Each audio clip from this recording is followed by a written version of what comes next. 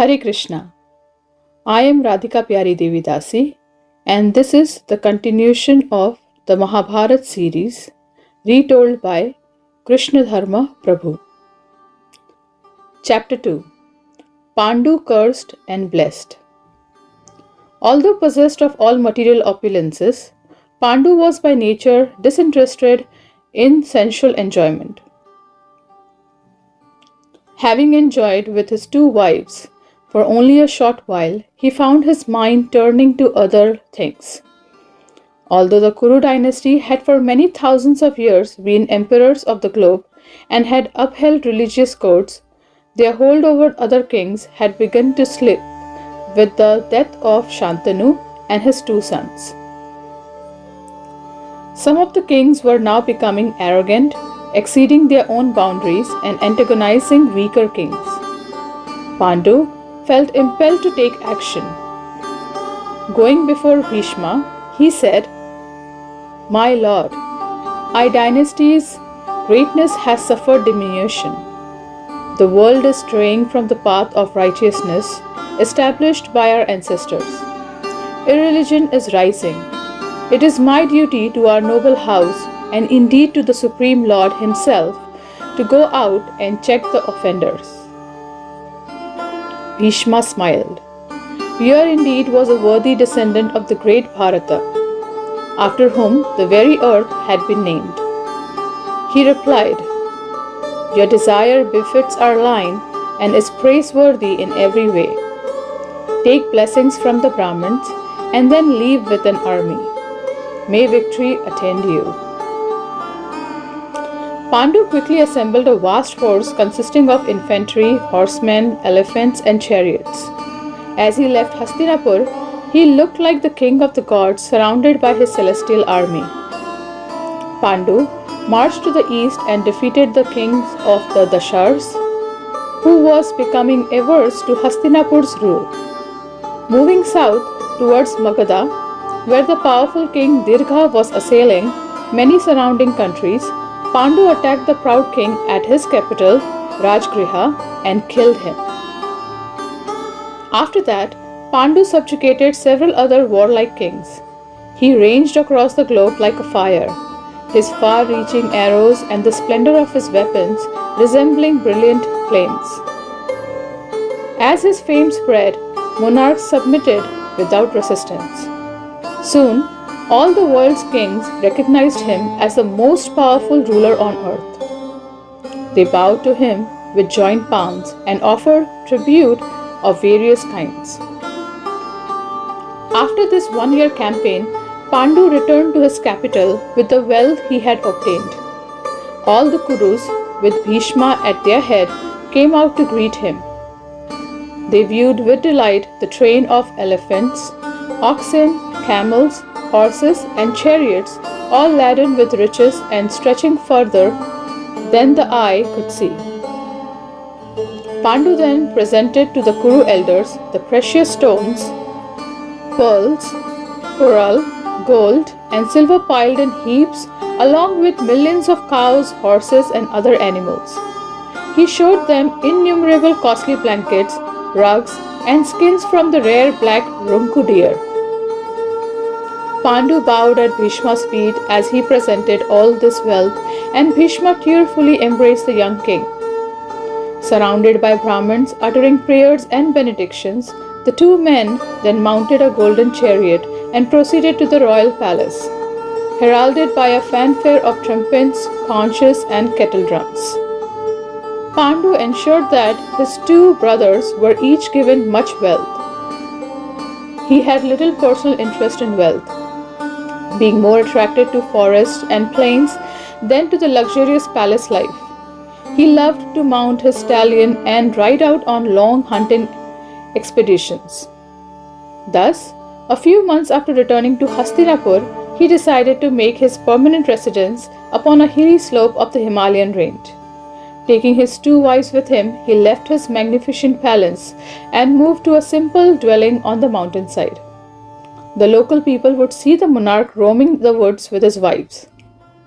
Encased in beautiful blazing armor and armed with bows and swords, He resembled a god wandering on earth. Dhritarashtra officiated as the king in Hastinapur on behalf of his younger brother. At his command, the forest people would supply Pandu with every object of enjoyment. Pandu had mastered his senses, so although he gracefully accepted their gifts, he continued to live simply. One day, Pandu went out hunting. He saw a couple of large deer mating. They bolted when they saw the king, but he quickly fired 5 swift arrows after them. As the golden feathered shafts pierced the male deer, it fell down crying. To the king's surprise, the dying deer began to speak in a pained voice. Oh, how shameful! Even degraded men who are slaves to their senses never act so cruelly. No man's judgment can ever prevail against the ordinance of Scripture. How then have you, the king and a descendant of the noble Bharat race, acted so in conflict with Vedic ordinance? Pandu stood before the deer, which was weeping bitterly, and replied, As a king, it is my duty to hunt. I thus control the forest, making it safe for the rishis. At the same time, I am able to practice the kingly art of weaponry. Furthermore, even great sages in the past have killed deer in the forest by offering them in sacrifice. O deer, why do you reprove me? The deer replied that it did not condemn Pandu for injuring it, but for not taking into consideration that it was mating. The deer then told Pandu that it was a rishi named Kindamba. He had assumed the form of a deer to mate with his wife in the woods.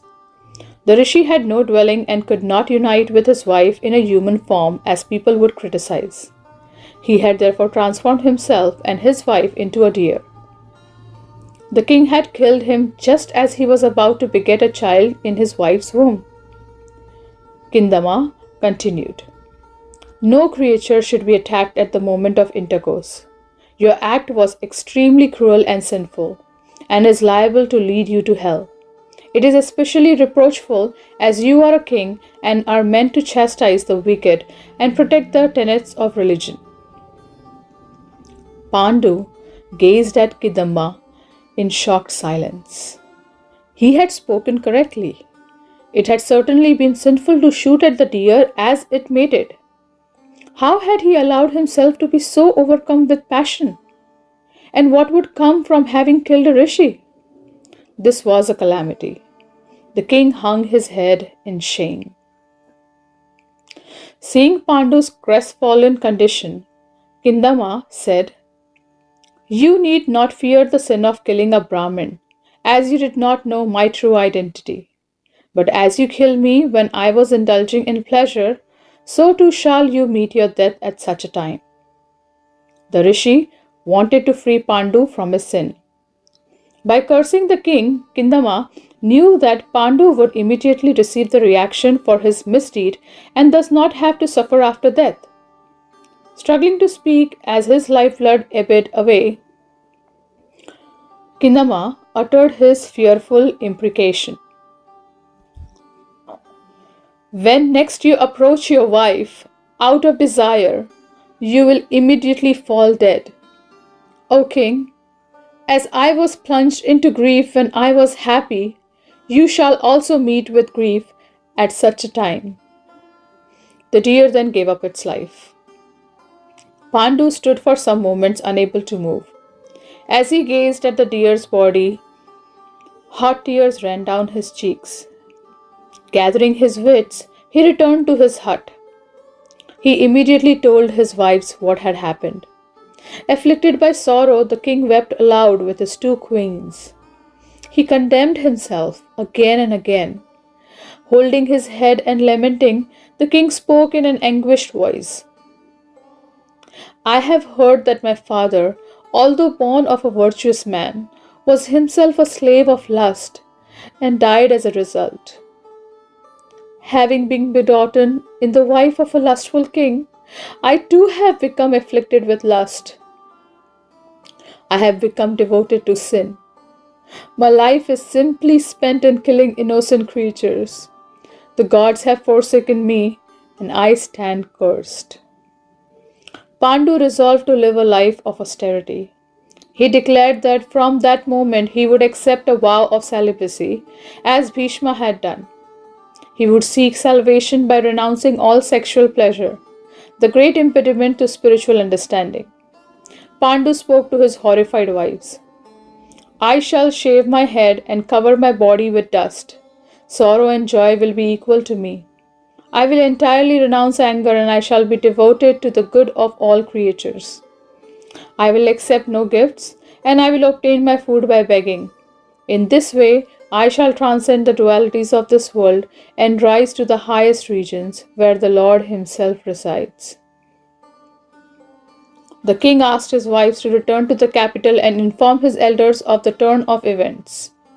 They should gratify the Brahmins on his behalf, giving them much wealth.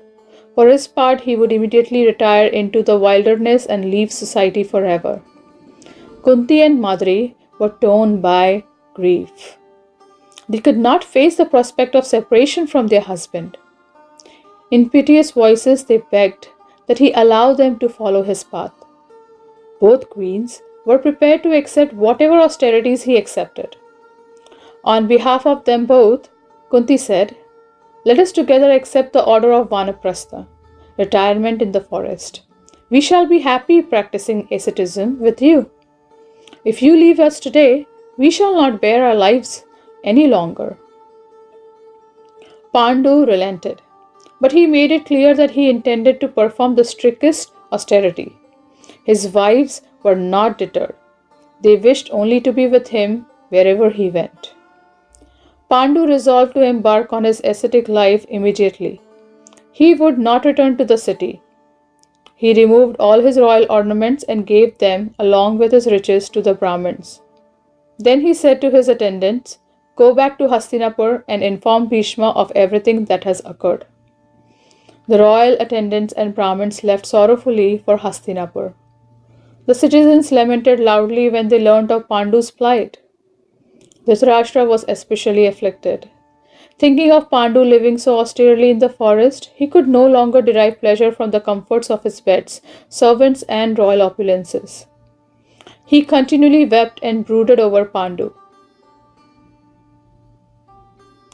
After the Brahmins and attendants had left, Pandu made his way into the forest with his wives.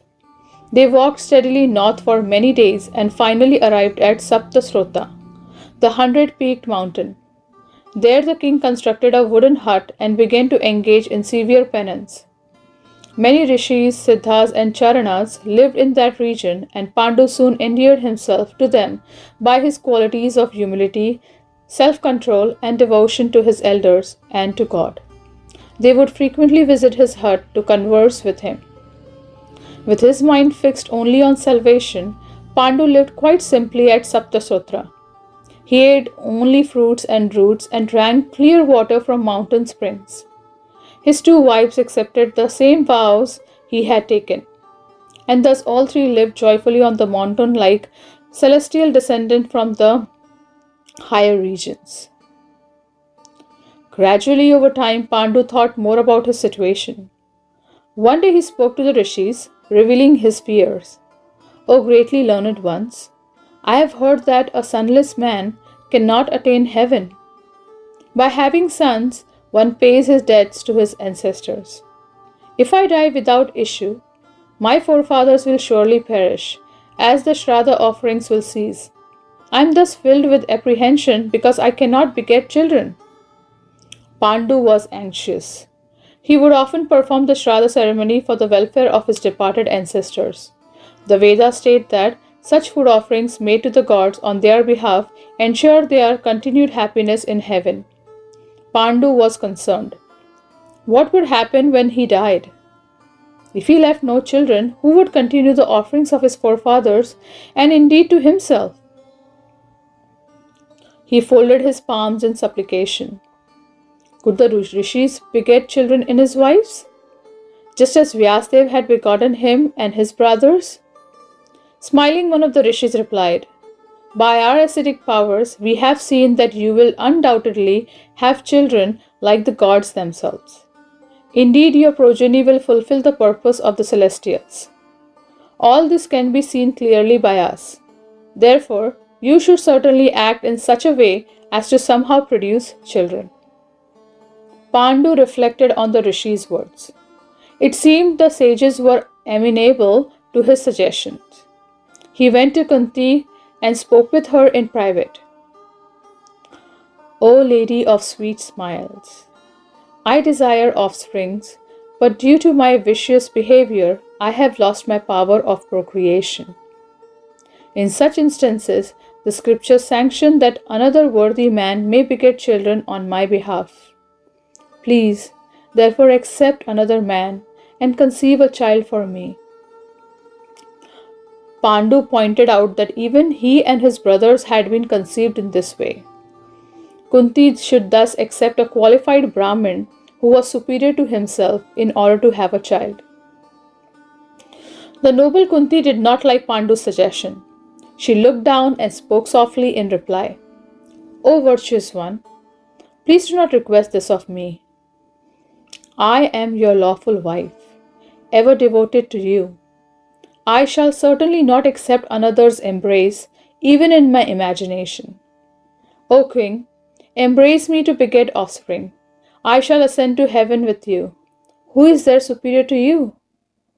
Kunti recited to her husband an ancient history she had heard. There was once a powerful king who had died without issue. His lamenting wife had embraced his dead body, and by this arrangement of the gods, she conceived children. 3 qualified sons were born of her union with her dead husband. Kunti asked Pandu to emulate that king. Pandu replied that he did not possess such power. He preferred she conceive a child by uniting with a rishi. He assured her that no sin was attached to such an act. It was his responsibility as he was commanding her as her husband, and she should not hesitate to comply with his request. The monarch tried in many ways to convince his wife. At last, Kunti, seeing her husband's determination, said to him, I shall tell you of a boon I received while in my maidenhood, which may yet prove to be our deliverance. When I was a girl in my father's house, he would engage me in serving guests. One day, the powerful mystic Durvasa arrived. By my service and constant attention to all his needs, I greatly pleased that rishi. As he was leaving, he called me aside and said, O gentle one, I shall confer upon you a boon. Listen as I recite a mantra. This mantra, uttered by you, will summon any of the celestials you desire. Whether agreeable or not, they will then be obliged to do your bidding. Kunti already had experience of the mantra's power. As soon as she had uttered it once and thought of Surya, that blazing deity had appeared before her. He had then conceived a son. Kunti therefore knew that she could summon other gods to produce further children. She had not wanted to reveal this secret, being reluctant to unite even with the gods in place of her own husband. But this was an emergency. It seemed that the time to make good use of Durvasa's mantra had come. Pandu, who had known nothing about the boon, was overjoyed upon hearing Kunti's words. This was surely the Lord's arrangement. Son from the gods would be far superior to any born of earthly men. Kunti asked her husband which of the deities she should call. Pandu thought for some moments and then said to his wife, O beautiful lady, you should call the great Dharma, the god of justice. He will never be able to pollute us with sin, and his son will undoubtedly be qualified in every way. Kunti assented to Pandu's request. She sat in meditation and thought of Dharma, reciting the mantra Durvasa had given her. Within moments, the deity appeared, riding on a resplendent chariot. Shining like the sun, he smiled and said to Kunti, What should I do for you at this time? Awed by the god's splendor, Kunti replied in a trembling voice, I desire a child by your illustrious self. Dharma at once united with her in his spiritual form and then disappeared. Kunti conceived and in due course gave birth. During the 8th month of the year, at noon on a full moon day, when the auspicious star Jyeshta was in the ascendant, she brought forth a lustrous son. As soon as he was born, a celestial voice was heard in the sky. This child will be the best and most virtuous of men. He will be devoted to truth, highly powerful, and famous throughout the three worlds. Known as Yudhishthir, this boy will rule the earth. Pandu was overjoyed. The gods had not forsaken him after all. Here was a child worthy of his great dynasty. He no longer had to be anxious. Then he began to consider the situation. He saw that by Durvasa's boon, Kunti could obtain more powerful sons, born of the gods themselves, who would ensure the Kuru's welfare and become great leaders in the world. Pandu approached Kunti again, a year after Yudhishthir's birth, and said, "The wise have declared that a ruler should possess strength as well as righteousness. Therefore, please invoke the wind god Vayu, the strongest of the gods. By him we shall get a son who will be most powerful man upon this earth." Kunti folded her palms and bowed in assent. She again sat in meditation, this time calling for Vayu. In moments, the god appeared riding a huge deer. In a voice that sounded like thunderclouds, the effulgent god said with a smile, "O Kunti, what do you desire from me?"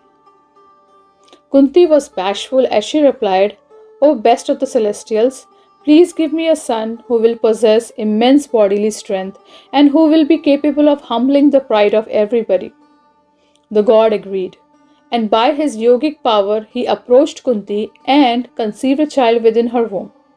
When Vayu's child took his birth, a voice was again heard from the sky saying, "This child will be the best of all those endowed with strength and power."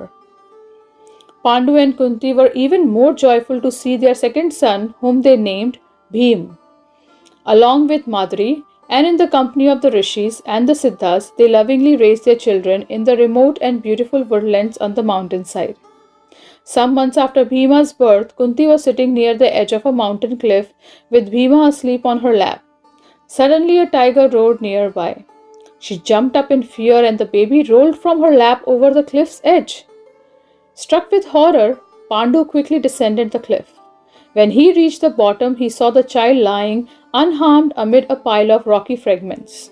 The baby had landed upon a large rock and had smashed it to pieces. In amazement, Pandu gently lifted his child and took him back to Kunti. Even with two sons, Pandu continued to reflect on the future of his dynasty.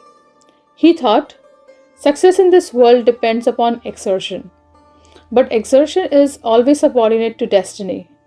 Yet, even destiny is controlled by the will of the Supreme Lord.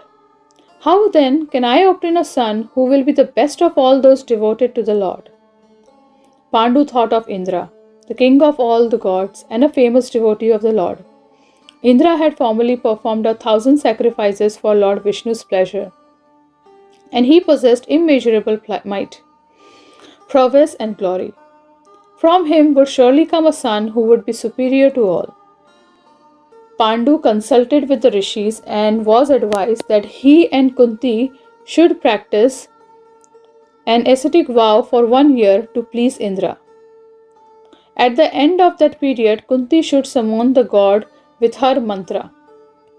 The monarch and his wife then accepted a vow of standing on one leg from sunrise till sunset, taking neither food nor water. They kept their minds absorbed in meditation and prayer for 1 complete year, with an aim to please Indra. At the end of the year, Indra spoke to Pandu in his meditation. "I have become pleased with you, O king. I shall give you a son who will protect religion and chastise the wicked. He will delight his friends and relatives and slay his foes. Indeed, this boy will be the best of the men." Following Pandu's request, Kunti again chanted her mantra. Indra appeared immediately, his bodily luster lighting up the whole region.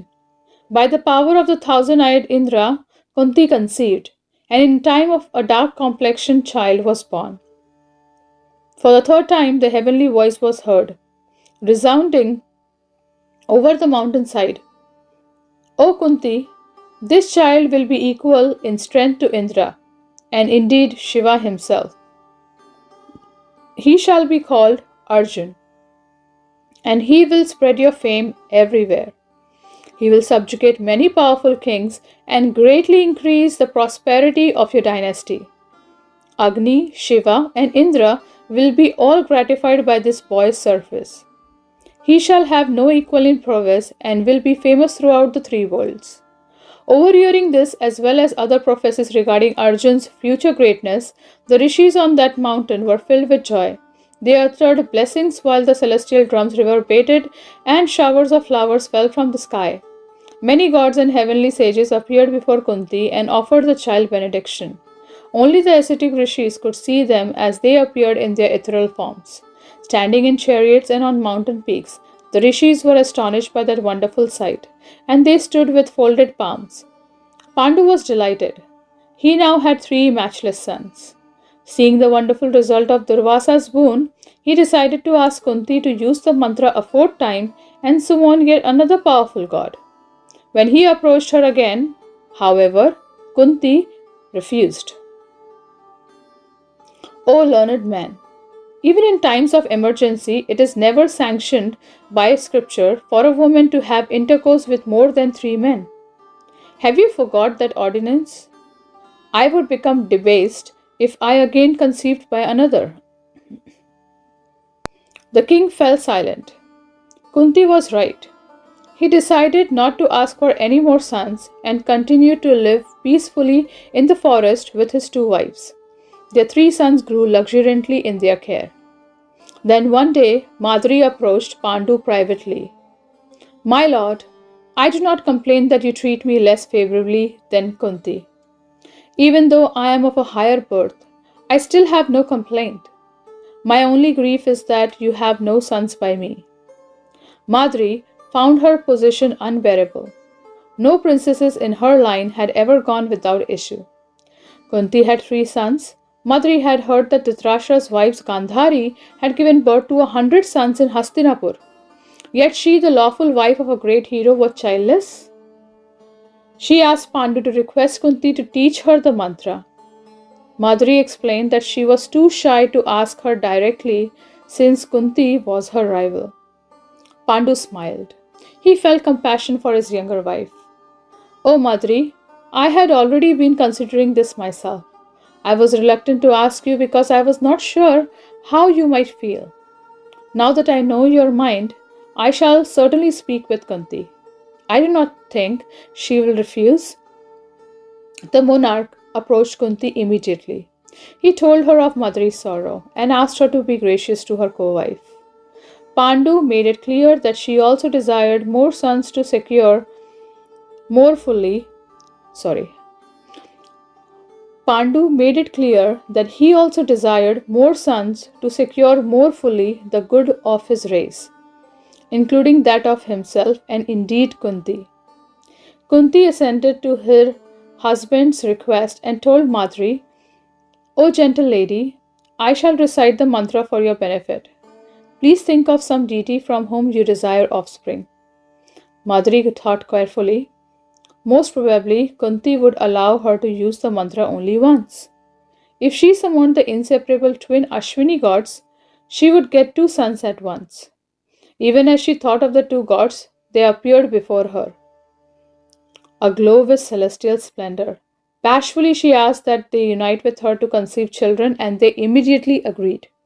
They begot upon Madri two boys of incomparable beauty, who were named Nakula and Sahadev.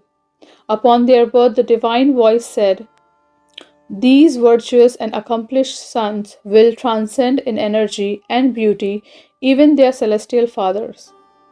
The rishis performed all the rites of passage for the five boys, and they grew up swiftly. Even at age 1, they appeared as if they were 5 years old. Pandu was overwhelmed with happiness at seeing his son's extraordinary strength, beauty, energy, and wisdom. All the boys became favorite of the rishis and they sported like five Gandharvas descended to earth. Pandu wondered if he might again have another son through Madri.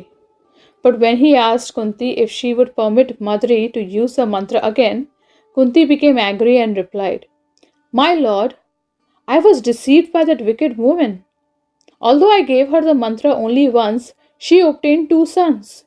If I give it to her again, I fear she may surpass me in the number of children. Please do not ask me for this favor anymore." Pandu reconciled himself to the fact that he would have only five sons, but he was not disappointed. His boys grew up like gods. They were all as handsome as the moon god Soma and as powerful as Indra. They all became fearless bowmen who were capable, even in their early youth, of facing furious mountain lions. The rishis schooled them in every facet of Vedic knowledge. The ascetics were astonished to see the boys growing up rapidly, like lotuses blooming in a lake. Pandu and his wives offered prayers of thanks to Lord Vishnu for their great fortune, and they went on living in the Himalayan region, raising their children with affection. Thus ends the second chapter, Pandu Cursed and Blessed, of the Mahabharat series, retold by Krishna Dharma Prabhu. Hare Krishna.